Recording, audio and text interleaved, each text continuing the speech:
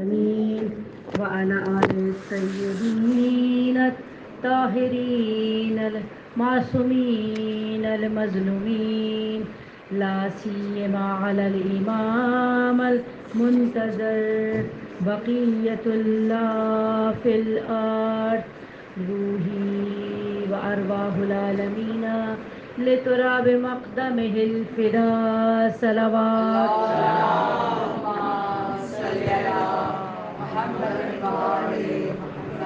بسم الله الرحمن الرحيم اللهم كن لوليك حجة ابن الحسن صلواتك عليه وعلى آبائه في هذه الساعات وفي كل ساعات وليا وحافظا وقائدا وناصرا ودليلا وعينا حتى تسكنه أرزك طوعا وتمتعه فيها طويلا برحمتك يا أرحم الراحمين اللهم صل على محمد.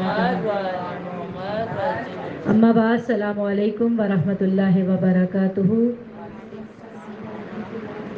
ثم بعده قال اللہ تبارک وتعالی بسم اللہ الرحمن الرحیم وما خلقت الجن والانس الا لیعبدون.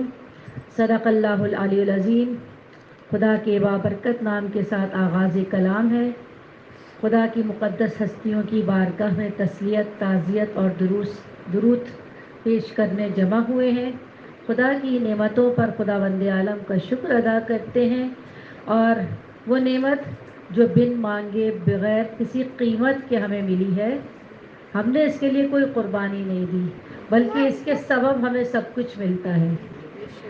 وہ نعمت عظمیٰ، نعمت کبریٰ، عزاداری سید الشہداء، جو ہمارے پاس وہ انمول تحفہ خدا ہے، جس کے سبب ہم علمی درس بھی حاصل کرتے ہیں، اس کے سبب اپنی حاجات بھی قبول کرواتے ہیں، اس کے سبب توبہ بھی قبول کراتے ہیں، اور اس کے سبب ان مقدس ہستیوں کے قدوم بھی اپنے گھر بلانے کی جسارت کرتے ہیں.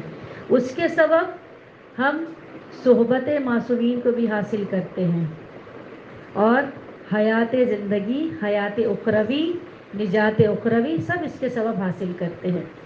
یہ ایک عبادت جو واجب نہ ہو کر بھی بہت سے واجبات کا سبب بنتی ہے. یہی مجلس ہمیں سکھاتی ہے اصول دین، فروع دین، اخلاق، اعمال، عقائد. یہاں تک کہ آیت اللہ تقی بہجت نے اس کے بارے میں وہ اعلیٰ جملہ ارشاد فرمایا. آپ فرماتے ہیں کہ یہ ایک مستحب عمل ایسا مستحب ہے عزاداری سید الشہداء کہ اس سے بڑھ کر کوئی مستحب عمل نہیں ہے. تمام مستحب اعمال میں عزاداری سید الشہداء سب سے بڑا مستحب. اور پھر بات کو واضح کرنے کے لیے مثال بھی خود پیش کرتے ہیں. کہتے ہیں مستحب اعمال میں نماز تہجد بہت قیمتی عمل ہے، لیکن عزاداری سید الشہداء تہجد نماز سے بھی افضل ہے. اور اس پر بھی بس نہیں کیا. آیت اللہ تقی بہجت علی اللہ مقامہ ارشاد فرماتے ہیں کہ نماز تہجد کا راس اور مال، یعنی اس کا خزانہ، اس کا قیمتی حصہ نماز وتر ہے، اور نماز وتر کا قیمتی حصہ نماز وتر کا قنوت ہے. آپ ارشاد فرماتے ہیں نماز تہجد کی رکعت وتر کی قنوت کی فضیلت عزاداری سید الشہداء سے بڑھ جاتی ہے. جہاں اس میں دعائیں مانگی جاتی ہیں، جہاں اس میں طلب مغفرت کی جاتی ہے، کہتے ہیں وہیں پر گریہ اس وتر کی قیمت کو بڑھا دیتا ہے. تو ہمیں بن مانگے بغیر کچھ قیمت دیے ہمارے گھروں میں یہ تحفہ حاصل ہو گیا. اور یہ وہ قیمتی عبادت ہے، جیسے سورہ سے تبرک لیا، سورہ زاریات آیت 56، اور اس آیت کو بہت تکرار کیا جاتا ہے. اس کی تفسیر بھی آقا مولا امام حسین علیہ السلام سے ہی نقل کی گئی ہے.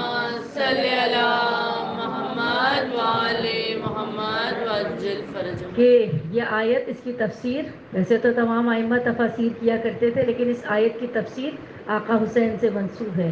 جب کہا جاتا ہے وما خلقت الجن والانس الا لیعبدون، تو عموماً ہم یعبدون کو کھولا کرتے ہیں. جب تفسیر کرتے ہیں یعبدون کی کرتے ہیں، کہ یعبدون مطلب کہ ہم نے نہیں خلق کیا جن و انس کو مگر یہ کہ وہ میری عبادت کریں. یعبدون مطلب امام حسین سید الشہداء سرکار نے ارشاد فرمایا یعبدون مطلب یعرفون. عبادت جسمی نہیں بلکہ معرفت خدا بند عالم.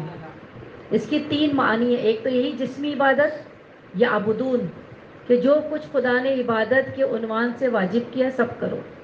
دوسرا معنی لیطیعون، صرف عبادت نہیں، عبادت تو ڈوز کا نام ہے نا، کرو، ڈوز کے ساتھ ڈونٹ. لیطیعون اطاعت کرو، جہاں کرنے کا حکم ہے وہاں کرو، جہاں رکنے کا حکم ہے رکو.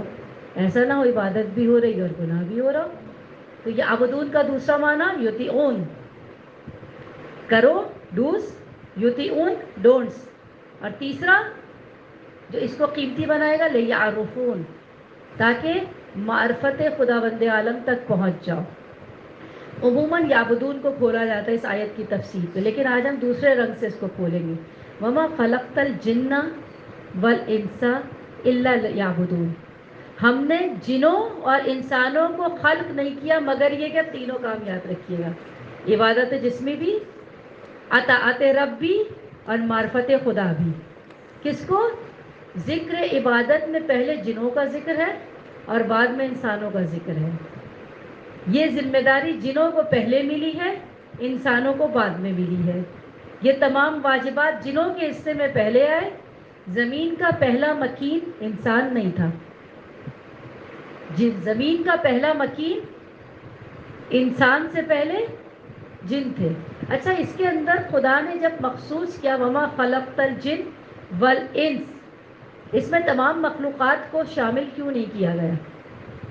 کیونکہ قرآن میں بارہا خدا ارشاد فرما رہا ہے یسبح للہ ما فی السماوات وما فی الارض، جو آسمانوں میں ہے جو زمین میں سب خدا کی تسبیح کرتا ہے. درخت بھی کرتے ہیں، اولیاء خدا محسوس کرتے ہیں، وہ ان کے ساتھ ہم آواز ہوتے ہیں. آسمانوں میں جو کچھ ہے یعنی فرشتہ ہائے خدا، لیکن عبادت جو فرشتے ہم سے زیادہ کرتے ہیں اس میں ان کا ذکر نہیں ہے. چرندوں پرندوں درند، حجر و شجر، زمین و آسمان، سورج و چاند ستارے، سب خدا کی عبادت کر رہے، تسبیح کر رہے، لیکن ذکر مخصوصہ کس کا آیا؟ وما خلقت الجن والانس، صرف ان دو کا، اور اس میں بھی جن کا پہلے، انسان کا بعد میں. تمام مخلوقات کی تسبیح اور ان دو افراد، ان دو گروہوں کی عبادت کا فرق، یہ تمام بے نفس عبادت کرتے ہیں، بے نفس، بے ارادہ، بے اختیار. ان کے تکوین میں، ان کی خلقت میں یہ بات بائی ڈیفالٹ سمجھ لینا، یہ ان کے فنکشن میں شامل ہے. ارادہ نہیں ہے، اختیار نہیں ہے، یہ کر رہے ہیں، یہ ایسے ہی بنائے گئے ہیں کہ یہ کر رہے ہیں. چرند درند پرند حجر شجر، یہ ایسے ہی ہیں، بنائے ایسے گئے کہ کر رہے ہیں. بس صرف یہ دو مخلوق، فرشتے بھی اسی میں شامل ہیں کہ بنائے ایسے گئے ہیں کہ کر رہے ہیں. صرف یہ دو مخلوق ہے جو با ارادہ، با اختیار، با نفس بنائی گئی اور اس کے ساتھ عبادت کر رہی ہے. اس میں پہلے جن اور بعد میں انس. اب جس عبادت کے لیے خلق ہوئے، عبادت کے اظہار کے کئی طریقے ہیں. ایک تو یہی جسمی عبادت ہے، اس کے بعد اظہار ایمان عبادت ہے، اس کے علاوہ تبلیغ الہی عبادت ہے. اظہار ایمان، ایمان کو اندر بڑھانا اور اس کو اپنے اعضاء جوارے عمل اطاعت کے ذریعے دکھانا، ظاہر ہونا، ایمان کا اظہار. ایک مرحلہ ایمان یہ ہے کہ ایمان ہو اور ظاہر ہو. دوسرا واجبات پر عمل پیرا ہوتے رہے. تیسرا جب خود ذاتی عبادت کر رہے ہوں ساتھ ساتھ سبب اطاعت الہی بنے، ابلاغ بھی کریں. تو تینوں اطاعت کے مرحلے، تو تینوں عبادت کے مرحلے. وما خلقت الجن، جن اس پر پہلے فائز ہیں، انسان اس پر بعد میں فائز ہیں. اب یہ جو با نفس دو مخلوق جن پر خدا نے کہا کہ میں نے انہیں خلق ہی نہیں کیا، ان کا مقصد ہی خلقت کا صرف یہی ہے۔ ان دو میں ہمیشہ انسان کو اشرف کہا گیا، اشرف مخلوق، پیدا پہلے وہ ہوئے لیکن اشرف انسان ہے۔ ان دو کی اشرفیت کا، اس سے پہلے کیونکہ ہم صرف انسانوں پر بات کرتے ہیں تو ہم صرف انسان کی اشرفیت کے معیار بتاتے ہیں کہ انسان کے اشرف مخلوق بنائے جانے کے 3 معیارات: عقل، نطق اور ضحک۔ عقل، نطق، بافہم گفتگو، ایک دوسرے تک اپنے پیغام کو الفاظ کے ذریعے پہنچانا، یہ صرف انسان کی خاصیت اور جنات کی خاصیت کہ وہ گفتگو کرتے ہیں۔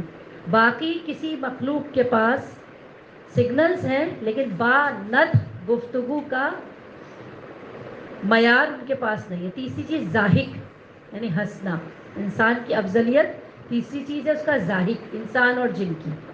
مخلوقات روتی تو ہیں، ہم نے جانوروں کو آنسو بہاتے دیکھا ہے، آنکھ سے آنسو بہ رہا ہوتا ہے، جب ہم انہیں تکلیف دیں، درد میں ہو، آنسو بہتا ہے، لیکن ہنستی نہیں ہے۔ جن و انس کی اشرفیت کے 3 معیار ضاحک، ناطق اور عاقل۔ لیکن جن و انس کے اندر بھی اشرفیت انسان کو کیوں ملی، اس کا بھی اپنا 3 معیارات ہیں۔ پہلے جن بنے پہلے تھے لیکن ان کے پاس کوئی ہادی، کوئی امام، کوئی نبی نہیں ہے۔ ان کی ہم سے کم معیار ہونا اور انسان کا ان سے افضل معیار ہونے کا پہلا سبب یہ کہ انسان ہی میں سے بنائے گئے نبیوں کے پر ایمان لا کر ان کا ایمان قابل قبول ہوتا ہے۔ یہ انسانی شکل میں جو ایک نبی آئے، امام آئے، ہادی آئے، یہ انہی کی اطاعت میں ہیں، ان کے اندر ذاتی طور پر کوئی نبی نہیں ہے۔ دوسرا معیار، ان کی ہدایت کے لیے کوئی الگ سے کتاب نہیں آئی، بلکہ جو انسانیت کی ہدایت کے لیے کتاب آئی یہ اسی سے استفادہ کرتے ہیں، اسی سے فائدہ لیتے ہیں، یہ اسی شریعت پر عمل کرتے ہیں جس پر ہم کرتے ہیں، انہی انبیاء کی اطاعت میں ہیں جن کی ہم رہے ہیں۔ تیسرا معیار افضلیت انسان کہ آدم پر ایک جن کو سجدہ کرنے کا حکم دیا گیا تو انسان مسجود ملائکہ بنا اور جنات ساجد ملائکہ، ساجد انسانیت بنے، تو انسان کی افضلیت کے یہ 3 معیار مل گئے۔ یہاں تک بات سمجھ میں آ گئی کہ انسان کیوں افضل ہے اور انسان اور جن مل کر کیوں افضل ہے۔ اب آ جائیے انسان اور جن کو جہاں جہاں خداوند عالم نے ساتھ مخاطب کیا، انسان اللہ کی نظر میں یا ہمارے پاس جنات کا صحیح تعارف مت بہت ہے، خوف، کہانیاں، قصے، افواہیں بہت ہیں۔ حقیقی تعارف قرآن جنات خدا نے کس طرح سے پیش کیا، بہت سنجیدہ انداز میں خدا نے سورہ رحمان کو پیش کیا۔ بسم اللہ الرحمن الرحیم، الرحمن علم القرآن، اس کے بعد نعمتوں کا ذکر اور اس کے بعد فَبِأَيِّ آلَاءِ رَبِّكُمَا تُكَذِّبَانِ، جو نعمتیں سورہ رحمان میں بیان ہوئی ہیں، ربکما، تم دونوں کے رب کی طرف سے بھیجی گئی کس کس نعمت کا تم انکار کرو گے؟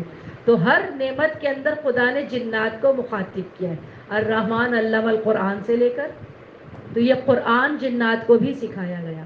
یہاں سے لے کے جب کہا جاتا ہے کہ چاند اور سورج کو تمہارے لیے مسخر کیا گیا، سخر الشمس والقمر بحسبان والنجم والشجر یسجدان فبأی آلاء ربکما تکذبان، انسان چاند تک پہنچ گیا نہیں پہنچا، کیا سچ کیا جھوٹ، سورج تک تو نہیں پہنچا یہ تو پتہ ہے نا، لیکن خدا کیا کہہ رہا ہے، ہم نے تمہارے لیے مسخر کر دیا، سخر الشمس والقمر ربکما،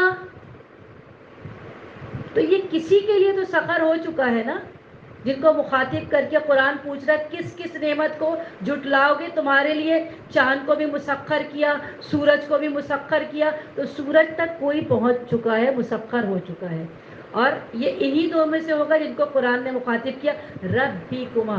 یہاں سے 10 طرح سے 10 طرح سے جنات پتہ لگ رہی ہے کہ ان کی پہنچ کہاں تک ہے۔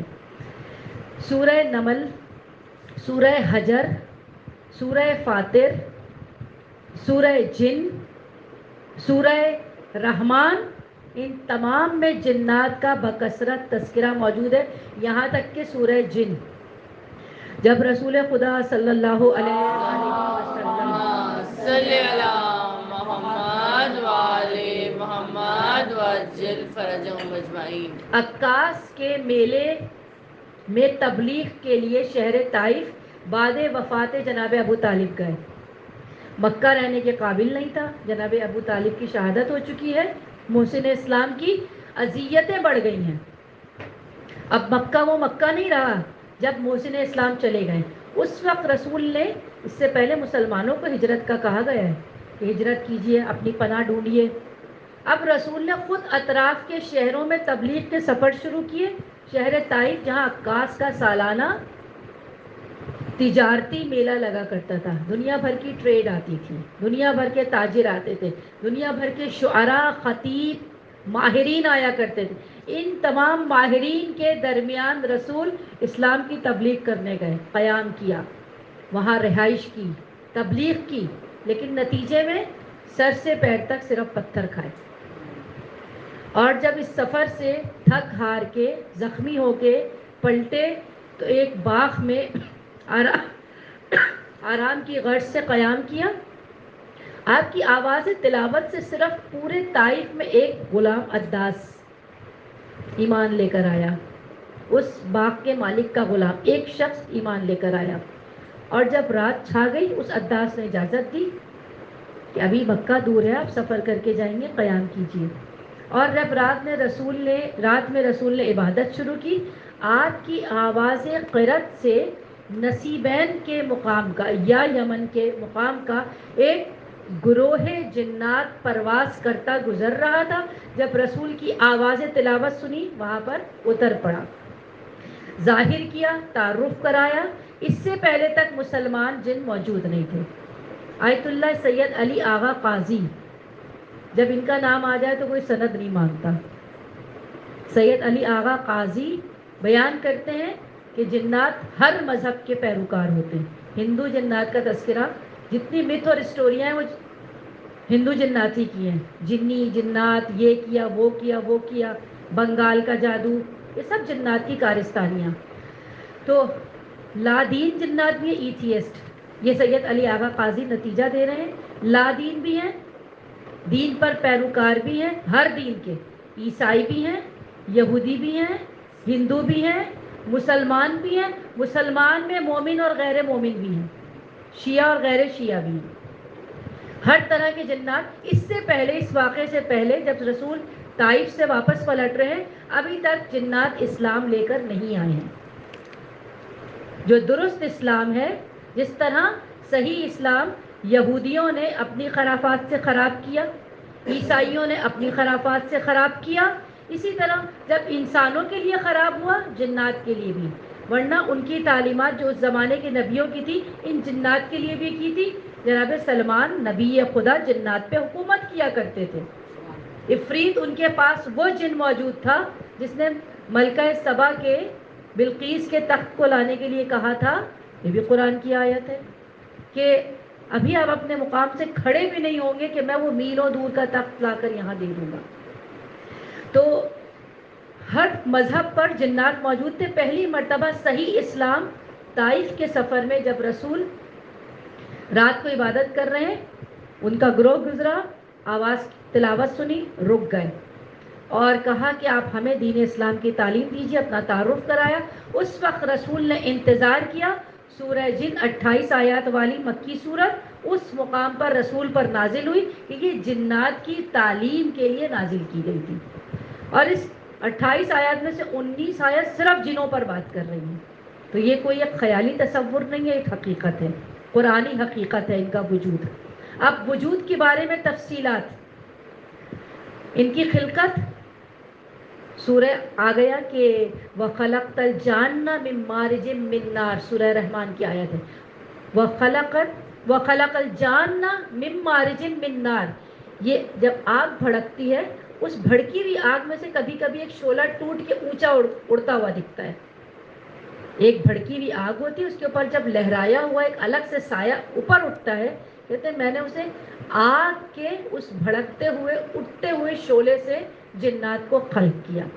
خلقت کا آغاز سمجھ میں آ گیا کہ جنات کی خلقت آگ کے شعلے سے کی گئی. اقسام جنات کے بارے میں سفینۃ البحار میں رسول اکرم احمد مجتبیٰ صلی اللہ علیہ وآلہ وسلم صلی اللہ محمد وعلی محمد وعجل فرجهم اجمعین. اللہ اکبر. یا رسول اللہ یا علی محمد وعجل فرجهم کہ خدا نے جنات، رسول کی روایت ہے، 5 اصناف، 5 صنف میں، 5 قسموں میں جنات کو خلق کیا گیا. کہتے ہیں پہلی صنف ہوا کی مانند ہے جو صرف اڑتی ہے، وہ شکل میں نہیں آتے، جو صرف ہوا میں اڑ رہی ہے، جو انسانی روپ میں نہیں آتے. دوسری اصناف وہ کیڑے مکوڑے، سانپ اور بچھو میں، ایک سانپ کی صورت میں ہوں گے، ایک بچھو کی صورت میں، اور ایک باقی حشرات الارض کی صورت میں، اور ایک ہوا. صرف 5ویں صنف ہے جس کے لیے رسول نے ارشاد فرمایا کبنی آدم، یہ انسانوں کی طرح سے ہے. یہ بنی تو مارج من نار، آگ کے شعلے سے ہے، لیکن کبنی آدم یہ انسانوں کی طرح سے. یہ جب چاہتے ہیں بصورت انسان خود کو ظاہر کر سکتے ہیں. یہ وہ ہیں جن کے اوپر سوال و جواب، معاد، حساب، عقاب، حشر، نشر، تکلیف، سب کچھ ہے. تکلیف شرعی بالکل انسانوں کی طرح سارے واجبات ہیں. سورہ جن میں ان کی تفصیل پیش کی گئی ہے، ان کی خلقت کے بارے میں بھی اور اس کے بعد ان کے اختیار کے بارے میں بھی، کہ یہ آسمانوں میں نفوذ رکھتے ہیں. کہاں تک رکھتے تھے؟ پہلے تو جانا، پہلے آسمان سے عبادت کرتے کرتے پروموٹ ہوا، دوسرا، تیسرا، چوتھا، 7واں، ملائکہ مقربین تک ابلیس پہنچا تھا، جن تھا نا کبنی آدم. یہ 5ویں صنف جن میں سے تھا کبنی آدم. کہ آخری صف جنات نفوذ رکھتے تھے، آسمانوں تک جایا کرتے تھے. رسول کی ولادت کے وقت ان کے لیے باب آسمان کی کچھ لیئرز روکی گئی اور شہاب کے تیروں سے انہیں آسمان سے دھتکارا گیا. ٹوٹے ہوئے تارے بچے اکثر دیکھتے ہیں، ہم نے ابھی ابھی دیکھا ٹوٹا ہوا تارا، یہ شہاب ہوتا ہے. ان شہاب کے تیروں کے ذریعے شیاطین کو دھتکارا جاتا ہے. آج بھی کبھی آپ دیکھیں، سمجھ لیں کہ کوئی جن آسمانی خبروں کی لالچ میں اوپر جانا چاہ رہا ہوتا ہے، جب اسے شہاب کے تیر سے دھتکارا جاتا ہے. تو ولادت رسول پر ان کے لیے کچھ آسمانوں کو بند کر دیا گیا، انہیں شہاب کے تیروں سے دھتکارا گیا.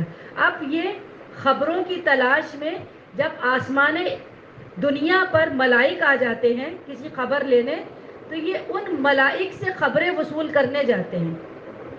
آقا حسین کی ولادت جب آئے تھے اور ایک زمین کے جزیرے پر فطرس نامی فرشتہ معطوف کیا گیا تھا، اپنی پلکوں کے اوپر کھڑا کر دیا گیا تھا، 900 برس کی سزا بھگت رہا تھا. جب زمین پر پہنچا تھا تو یہ خبر ملی تھی جنات کو بھی.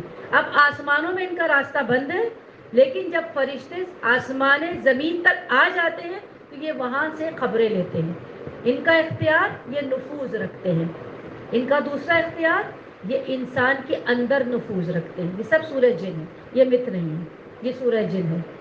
19 آیات تفصیل کے ساتھ بیان کر رہی ہے، جا کے ملاحظہ فرمائیے گا تفسیر کے ساتھ. یہ انسان کے اندر نفوذ کرتے ہیں. اکثر لوگ ہوتے ہیں جو کہ سوء استفادہ کرتے ہیں.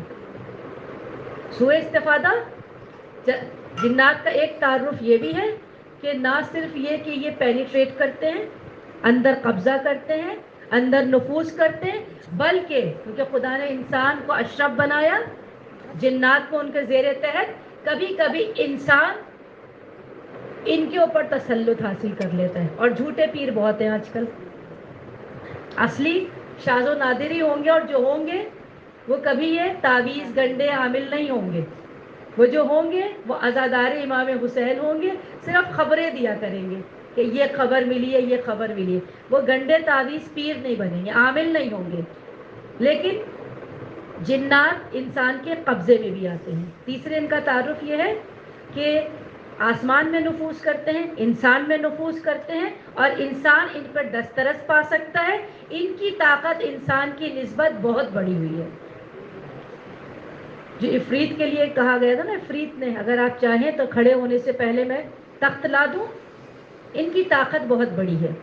اس کے علاوہ یہ عقل، شعور، ادراک رکھنے والی مخلوق ہے، پانچویں صنف جنات کے پانچویں قسم، عقل، شعور، ادراک رکھتی ہے۔ اس کے سبب ان کے اوپر ساری تکالیف شرعی واجب ہے، ان کے لیے بھی شریعت ہے۔ اور جب تک انبیاء کا زمانہ تھا یہ انبیاء کے تحت آتے تھے، اس کے بعد آئمہ کا زمانہ آیا، یہ آئمہ کے تحت آتے تھے۔ جو مومن جنات ہیں وہ آئمہ کے تحت آتے تھے۔ دور غیبت میں جس طرح ہم پر تقلید واجب ہے، دور غیبت میں جنات بھی تقلید کرتے ہیں، اور یہ بات پایہ ثبوت پہ ہے۔ آیت اللہ بروجردی کے زمانے تک تمام جنات آیت اللہ بروجردی کی تقلید کیا کرتے تھے، اور آج تک علماء حقہ کے پاس مدرسوں میں جنات تعلیم حاصل کرنے آ رہے ہیں، آتے رہے ہیں نہیں، آ رہے ہیں، کیونکہ ان کے پاس عبادت کی تین اقسام، اظہار، عبادت، تبلیغ، وہ یہ تینوں کام کرتے ہیں۔ اظہار ایمان بھی کرنا ہوتا ہے یا انہیں عبادت شرعی کو بھی انجام دینا ہے، لیکن تبلیغ کے لیے ان کے پاس سورس کیا ہے؟ عالم دین کے پاس اپنا نمائندہ بنا کے بھیجتے ہیں، وہاں سے ان کا عالم بن کر تیار ہوتا ہے، پھر اپنی قوم میں جا کر تبلیغ کرتا ہے۔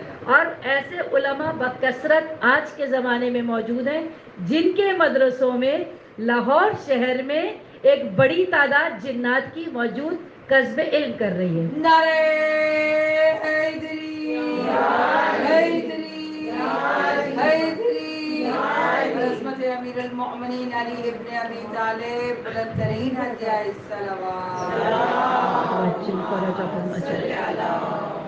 یہاں تک تو ہم صرف تعارف کی بات کر رہے تھے، وہ بھی کس تمہید کے لیے، کیونکہ آج کی مجلس بر صغیر پاک و ہند میں ایک جن کے نام سے منسوب ہے کہ ان کا ذکر کیا جاتا ہے، ایک مخصوص جن کے نام سے، یہ جن کے نام سے منسوب مجلس ہے۔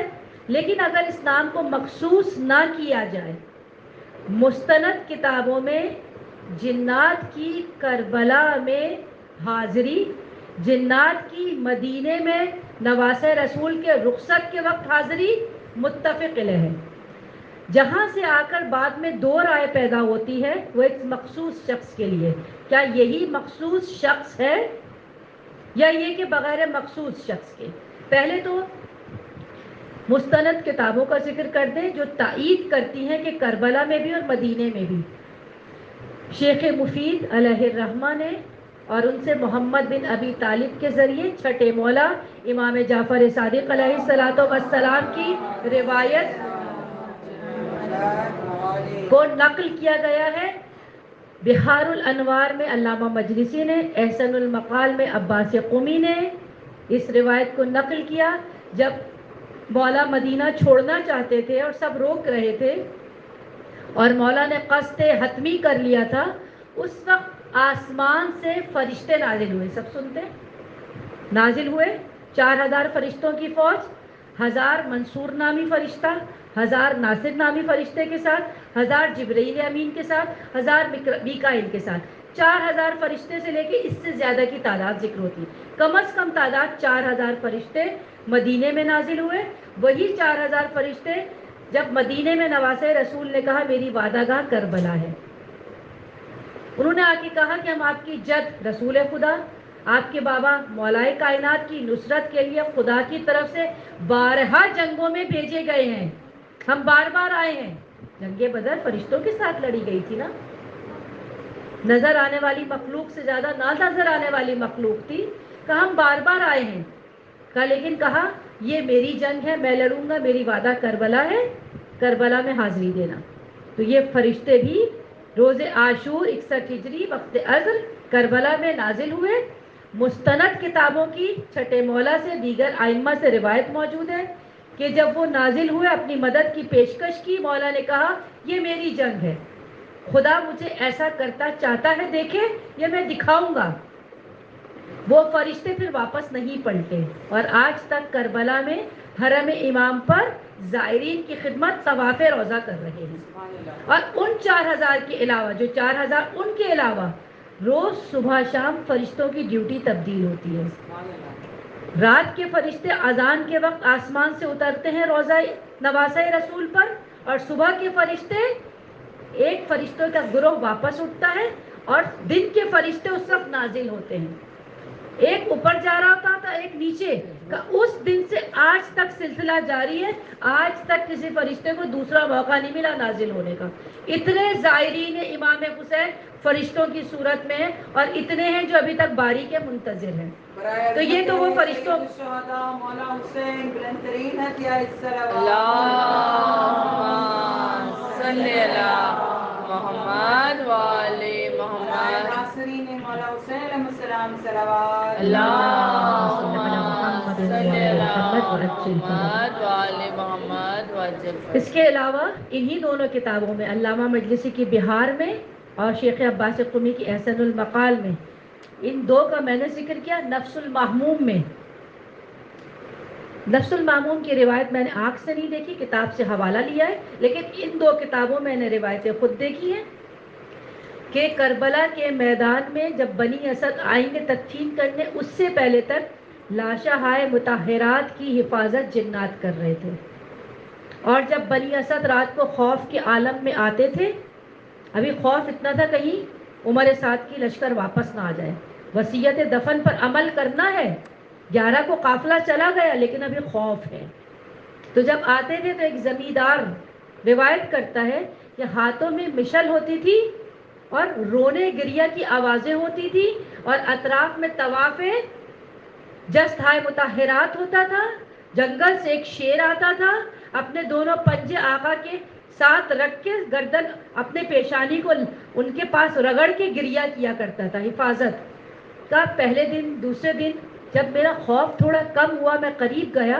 ان نا نظر آنے والے ہیولوں سے، من مارج من نار، یہ آگ کے شعلوں سے خلق ہوئے ہیں، دکھتے نہیں ہیں، چاہے تو ظاہر کریں، مشعلیں تو دکھ رہی ہیں، آوازیں تو آ رہی ہیں، لوگ نہیں ہیں۔ سوال کیا، یہ بھی احسن کی روایت ہے، احسن المقال۔ سوال کیا کون؟ کہا ہم قبیلہ جنات سے ہیں، آقا کا ماتم کرنے آئے ہیں، نوحہ کرنے آئے، مجلس کرنے آئے، اور اس کے بعد جب یہ قافلہ قید ہو کے چلا ہے، پورے راستے جنات کے، علامہ مجلسی اور احسن المقال میں پورا باب کتاب میں انہوں نے خاص کیا ہے، جس میں جنات کے مرثیے نقل کیے ہیں، کہ صرف ہلکی سی آواز نہیں ہوتی، پورے مرثیے شاعری میں، جس کو ناقلین بیٹھ کے نقل کرتے تھے، ادھر مجلس ہوتی تھی، یہ شرکت کرتے تھے۔ انسان مومنین کی مجلسوں میں جنات شرکت کرتے رہے، جنات مومنین کی مجلسوں میں انسان مومنین شرکت کرتے رہے، ان مرثیوں کو وہ لکھا کرتے تھے، اور ایک باب بنایا ہے علامہ مجلسی اور عباس قمی نے، جس میں جنات کے مرثیے ہیں، جب سے لے کر آج تک جنات کے عزا خانے موجود ہیں، اور بہت سے دور حاضر کے ذاکرین وہاں مدعو کیے جاتے رہے ہیں، اور جا کر ان مجلسوں کو پڑھتے رہے ہیں، اور بہت سے عزا خانے آج تک مشہور ہیں اس بات میں، کچھ انڈیا کے، کچھ پاکستان کے، کہ وہ منسوب ہی ان کا نام ہی ہے جناتی امام بارگاہ۔ الہ آباد دریاباد میں ایک جناتی امام بارگاہ جس سے میں خود واقف ہوں، جہاں کے حالات میں خود جانتی ہوں، کہ وہاں اندھیرا کر کے رات میں مجلس کی جاتی ہے، مجلس کے بعد نیاز وہ چھوڑ کر جاتے ہیں، اور لوگ اس سے استفادہ کرتے ہیں، جو کئی دن تک ان کے کام آتی ہے۔ اور آج تک شیعہ گھرانوں کا طریقہ کیا رہا، جب ان کے گھر میں خوشی ہوتی ہے، مسجد میں طاق بھری جاتی رہی ہے مومن جنات کے نام کی، اور جا کے نظر کرایا کرتے تھے گھر میں، جب کسی ولادت ہو، جب گھر میں شادی ہو، شب برات کی نظر ہو، جنات کے نام کی نظر کرا دی جاتی رہی ہے مومنین جنات کے لیے۔ اور ایک وہ وقت آیا جب خود میں ایک امام بارگاہ میں ایک بچے کی ولادت کی خوشی میں آج سے 28 سال پہلے گئی، تو وہاں کے پیش امام عالم دین نے مجھ سے کہا کہ نظر نہیں، فاتحہ دلائیے، جعفر جن کا انتقال ہوا ہے۔ اور اس کی سند کہاں سے ملتی ہے؟ جب آیت اللہ بروجردی کے زمانے میں، معذرت چاہتی، میں نے آیت اللہ بروجردی کا نام لیا تھا، اس زمانے کی جنات مرزا شیرازی دوم کی تقلید میں تھے، زمانہ آیت اللہ بروجردی کا تھا، تقلید مرزا شیرازی کی تھی۔ آیت اللہ بروجردی کا زمانہ وہ ہے جب جعفر جن کا انتقال ہوا ہے، اور آیت اللہ بروجردی نے ان کی مجلس ایصال ثواب خود منعقد کرا کے خود پڑھی ہے. اور آیت اللہ تقی بہجت علی اللہ مقامہ کے درس خارج میں شامل ایک شاگرد بتاتے ہیں میں نے اس مجلس میں شرکت کی جو آیت اللہ تقی بہجت نے اپنے مدرسے میں ان کے ایصال ثواب کے لیے منعقد کی تھی. لیکن وہ ایک یہاں پہ شبہ دیتے ہیں کہ مجھے یہ یاد نہیں ہے کہ مجلس جعفر جن کی تھی یا ان کے بیٹے سین عین فیرا سعفر بن جعفر جن کی تھی. مجلس میں نے اٹینڈ کی ہے آیت اللہ بہجت کے مدرسے میں. آیت اللہ بہجت نے کروائی ہے ایصال ثواب کی, لیکن باپ کی تھی کہ بیٹے کی تھی یہ یاد نہیں ہے. اور وہی سند دیتے ہیں کہ جعفر جن نے اپنے بیٹے کے گلے میں حفاظت کے لیے جو تعویذ ڈالا ہوا تھا اس تعویذ پہ لکھا تھا یا ابا عبداللہ.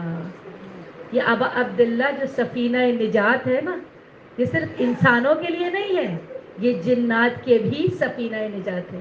گلے میں تعویذ, جنات بھی اپنے بچوں کے گلے میں ابا عبداللہ کے نام کا تعویذ ڈالا کرتے ہیں. بات ہو رہی تھی کہ پہلے تو ہم اس اتفاقی بارے میں بات کریں گے. کتب ہائے مستند میں جنات کی مدینے میں حاضری موجود ہے. جب ملائکہ کو نواز رسول نے بھیج دیا اس وقت جنات کی فوج, یہ چھٹے مولا کی روایت, کتب ہائے مستند میں موجود, جنات کی فوج مدینے میں مولا کے پاس آئی. کا مولا اس سے پہلے کہ آپ اپنی جگہ سے حرکت کریں, اس سے پہلے کہ وہ آپ کو کوئی گزند پہنچائیں, آپ حکم دیں ہم آپ کے تمام دشمنوں کو تہہ تحت کر دیں, ختم کر دیں. تو مولا کہتے ہیں میری وعدہ گاہ کربلا ہے اور یہ میری جنگ ہے, یہ میں لڑوں گا, تم کربلا عاشور کے دن آ جانا. اور جو روایت جو آیت پڑھی جاتی ہے کہ مولا ہر کتاب میں موجود ہے کہ مولا جب مکے کے لیے مدینہ چھوڑ رہے تھے, دو آیتیں ہیں بسم اللہ الرحمن الرحیم فخرج منہا خائفا یترقب, جناب موسیٰ نے جب مصر چھوڑا تھا وہ والی. ایک دوسری آیت کہ یدرککم الموت ان کنتم فی بروج مشیدہ, مولا نے اس آیت سے استفادہ کیا. یہ جو دوسری آیت ہے اینما تکونوا ان یدرککم الموت ان کنتم فی بروج مشیدہ, یہ مولا نے جنات کے نصرت پیش کرنے کے جواب میں کہی تھی. جنات کی نصرت کو کسی راوی نے نہیں دیکھا, بیان نہیں کیا, لیکن جب جواب مولا نے ارشاد فرمایا اسے راویوں نے لکھا کہ مولا مدینہ چھوڑ رہے تھے, اس آیت کی تلاوت کر رہے تھے. یہ جنات کے جواب میں جسے شیخ عباس قمی علامہ مجلسی نے نقل کیا شیخ مفید کی روایت کے ساتھ, یہ جنات کو جواب دیا گیا تھا. اور پھر جنات کی حاضری کربلا کے میدان میں بھی ثابت ہے اسی روایت کے.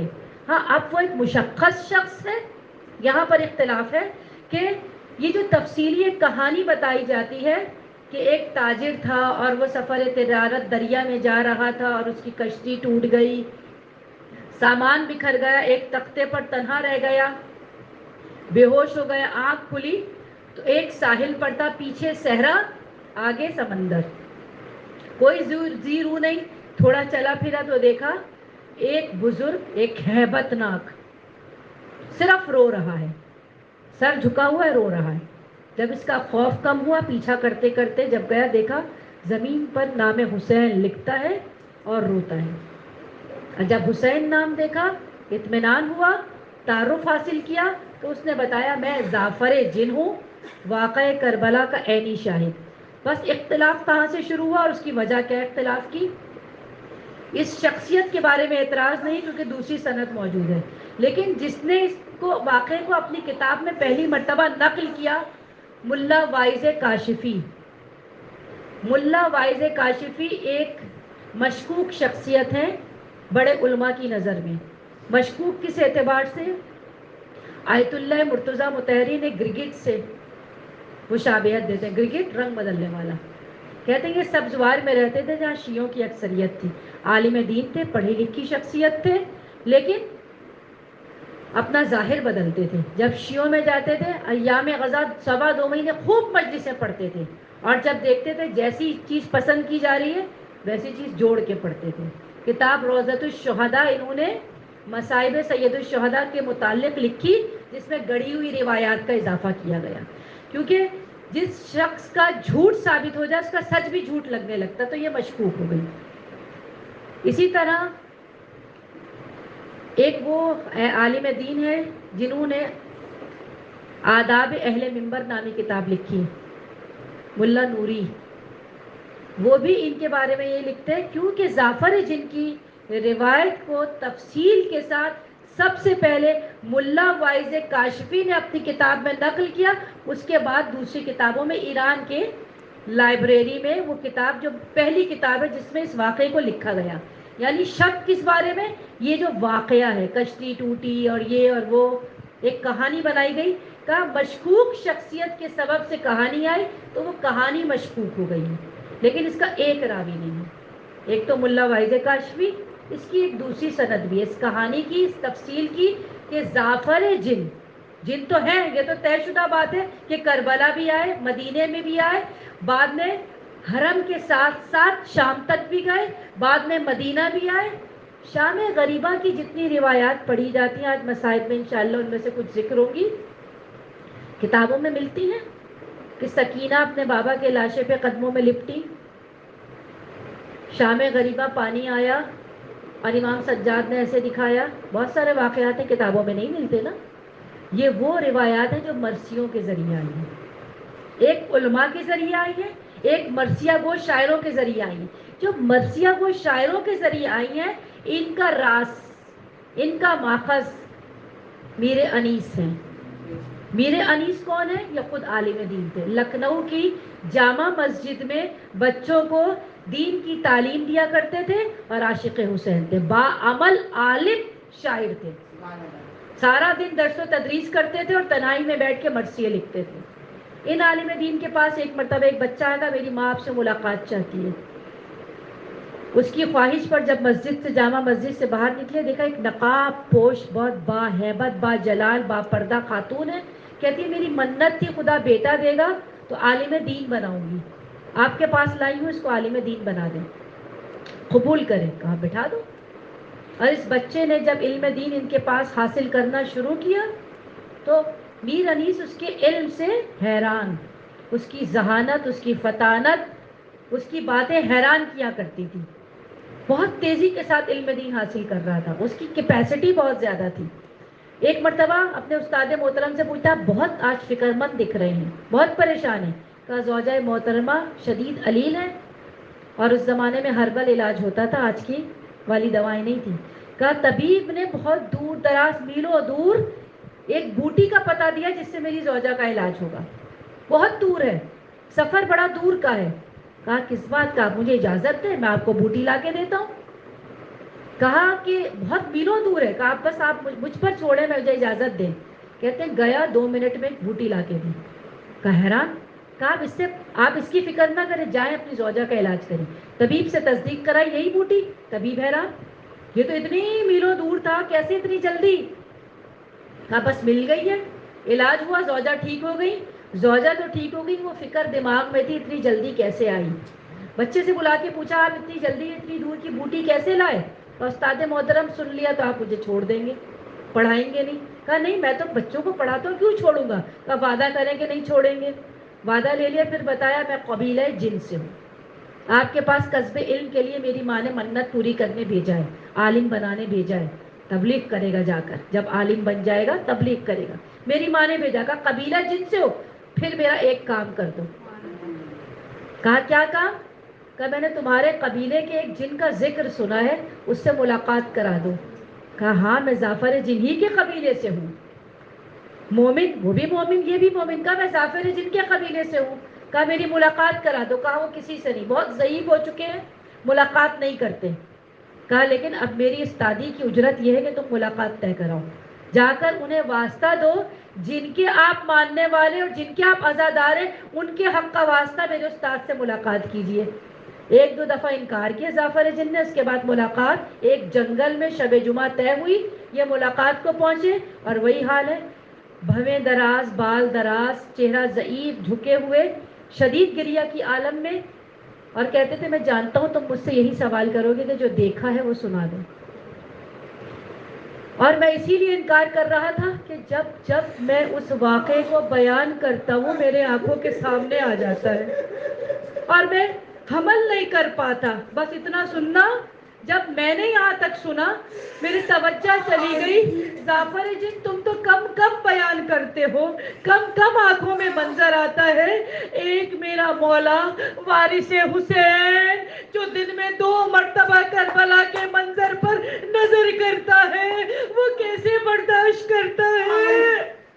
آج وہ زخمی مولا, تھکا ہوا مولا, ہم نے رات گھروں میں آرام میں گزاری, شام غریبہ کے بعد ہم سو گئے. لیکن تصور کیجئے جس طرح بی بی کے خیام ہوں گے جلتے ہوئے, میرا امام تو اسی رات پر کل رات بسر کر رہا ہوگا.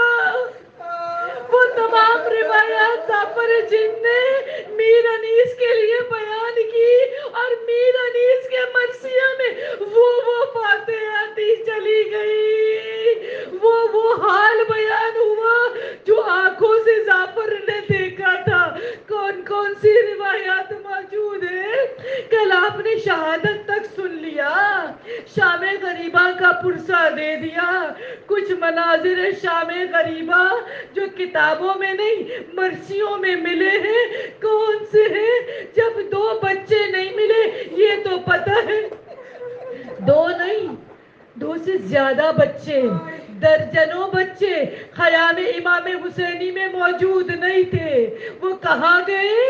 جب دن کی روشنی میں شام غریبہ کے مصائب مغرب کے بعد کے نہیں ہیں, عصر سے مغرب کے درمیان خیام لٹ بھی چکے ہیں, خیام جل بھی چکے ہیں. دن کی روشنی میں جب قوم نے کہا چل کے خیام کو لوٹ لو, جانتے ہیں پہلے جستہائے مولا کو لوٹا گیا, اور لوٹنے میں کل آپ نے سنا لباس زیور جب سب لوٹ چکے, ملائین نے کیا نہیں چھوڑا, جو تیر جسم میں پیوست ہو چکے تھے ان تیروں کو بھی کھینچا گیا ہے واپس. اپنے ہتھیار نہیں چھوڑے, وہ بنات کو چھوڑیں گے. جب خیام میں گھوڑوں کے ساتھ وہ وارد ہوئے, جس کے ہاتھ میں جو ملا, بچے تسبیح زہرا کی طرح خاک کربلا پر بکھر گئے, سب لوٹ لیا. کوئی راوی حمید ابن مسلم بتائے گا, کبھی راوی امام حسین کی طرف کا ابو مخنف بتائے گا, کبھی خود خانوادہ اہل بیت بتائے گا کہ جب سب لوٹ کے چلے گئے, دونوں بہنوں نے آپس میں بات کی, بچے پورے نہیں ہیں ڈھونڈو. بیویاں جب ڈھونڈنے گئی ہیں نا, کہتی ہیں جھاڑیوں کے نیچے ہم نے 2 بچوں کو پایا, ہمارے گھر کے بنی ہاشم کے بچے. جب قریب گئے, سینے گھوڑوں کی ٹاپوں سے پامال ہو چکے تھے, زندگی میں قاسم کی طرح بچے زندہ پامال ہو کے شہید ہو چکے تھے. آیت اللہ مطہری اپنے مقتل میں لکھتے ہیں کچھ بچے ایسے تھے جو صرف خوف سے مر گئے, پیاس سے مر گئے, لیکن 2 بچے مل گئے. ایک عباس کے فرزند ترائی پر سے مل گئے, اپنے بابا کو ڈھونڈتے ڈھونڈتے ترائی پر پہنچے, بابا کی لاشیں کے پاس تھے. بہن ام کلثوم لے آئی, ایک بچی جنگل سے ملی, وہ بھی اپنے بابا کو ڈھونڈتی ڈھونڈتی. اب یہاں سے وہ روایت ہے جب زینب پہنچی تھی اور پوچھا تھا سکینہ تم اس بن میں اپنے باپ کے لاشے پر کیسے پہنچی؟ بیٹا شناخت یا لباس سے ہوتی ہے یا چہرے سے ہوتی ہے, اس لاش پر تو دونوں چیزیں نہیں ہے. کہا جب خیام لٹے مجھے تماچے لگے, مجھے تازیانے لگے, میرا دامن چلا, میں گھبرا کے بھاگی, میں بابا بابا پکار رہی تھی, مجھے اس جنگل سے آواز آئی الیہ سکینہ الیہ, میں پہنچ گئی. کہا بیٹا جب پہنچ گئی تھی تو پھر حسین کا سینہ یاد آیا تھا نا, یہ تلووں کے ساتھ رخسار لگا کے کیوں لیٹی؟ سکینہ نے ایک مرتبہ بابا کے جسد کو دیکھا, دوسری مرتبہ پھوپھی کے چہرے کو دیکھا, جیسے کہہ رہی ہو پھوپھی اماں میرے بابا کا سینہ بچا کہاں ہے, سوا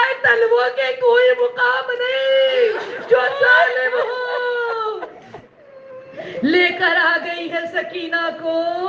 اب سکینہ بھی ان بچوں میں شامل ہے جو پیاسے ہیں, بھوکے ہیں, خوف کے عالم میں بے امان ہیں.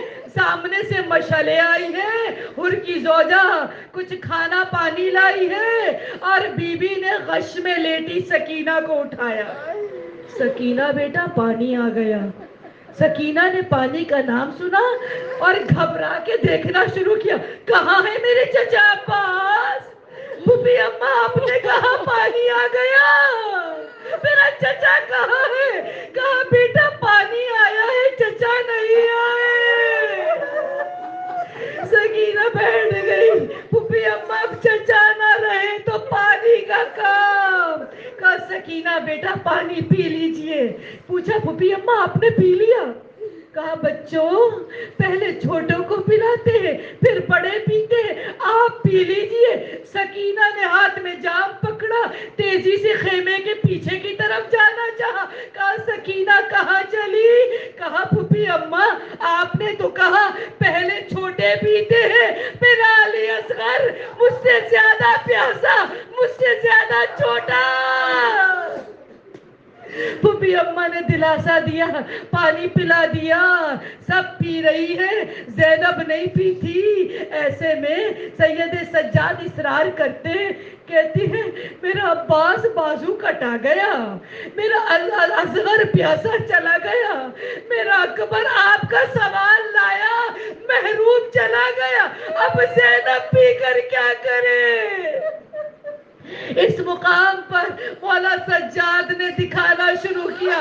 پھوپھی اماں نظر کیجئے, باب آسمان کھلے, کوثر کا کنارہ ہے, وارث کوثر, ساقی کوثر, مادر حسن حسین, گود میں بیٹے کا سر ہے, حسین پانی پی لے.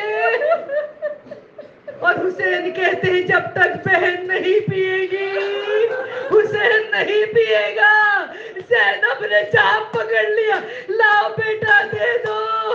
زینب پہرے پر آ گئی, بابا علی آ گئے.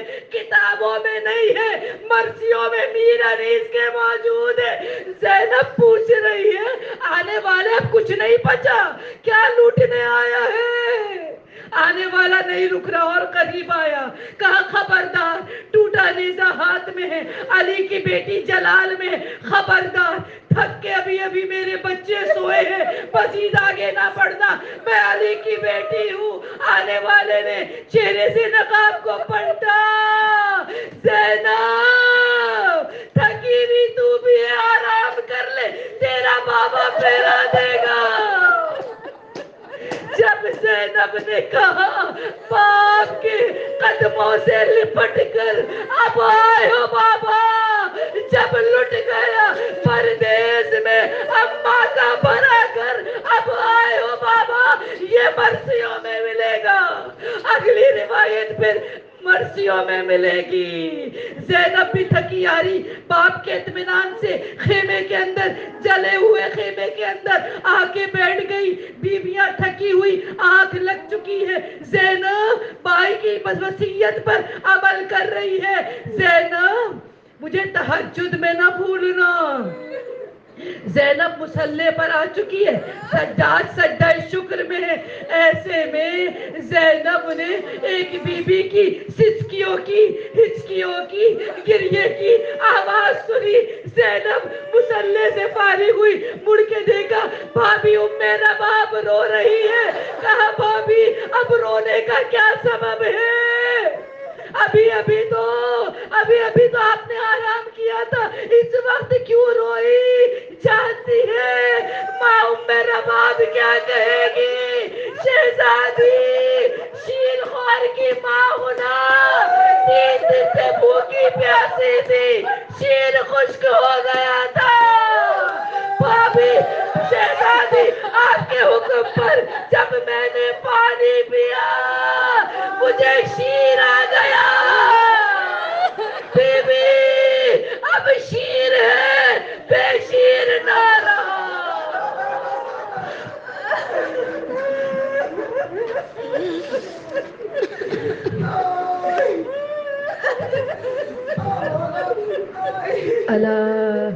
لعنة الله على قوم الظالمين وأعدائهم أجمعين سيعلم الذين ظلموا أي منقلب ينقلبون ربنا آتنا في الدنيا حسنة وفي الآخرة حسنة وقنا عذاب النار ربنا تقبل منا إنك أنت السميع العليم خداوند عالم اس ذکر کو اپنی بارگاہ میں قبول فرما.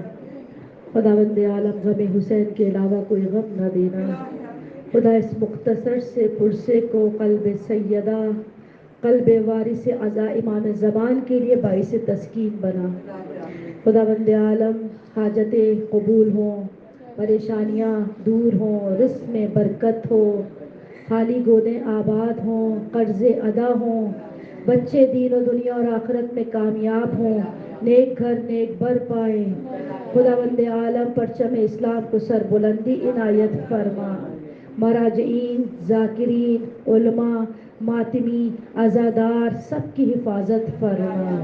دشمن اسلام قابل اصلاح ہے تو اصلاح فرما، ورنہ نیست و نابود قرار دے. خداوند عالم امام زمان کے ظہور میں تاجیل فرما اور ہمیں آپ کے انصار میں شمار فرما.